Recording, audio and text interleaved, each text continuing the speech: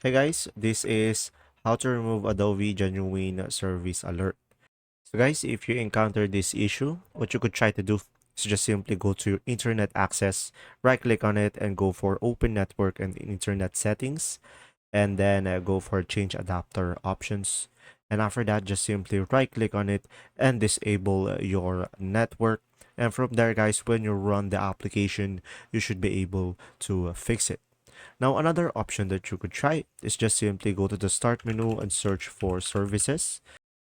Just simply try to find over here Adobe Genuine. So guys, since I don't have that right now, I'm gonna use agent activation as an example. And from here, you will have this option over here. So make sure this is disabled. And after that, just make sure the service status is stop.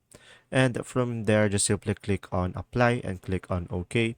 And from there, just simply restart your computer. And from there, you should be able to fix the issue. And now another one is just simply right click on your start menu and go for the task manager. And just simply search for CGI client over here. And after that, just simply go ahead and end the task and you should be able to fix the issue. Now another one is just simply go to the start menu over here and search for your Adobe. And after that, just simply go ahead and right click on it and go for open file location. And after that, right click on it again and go for open file location.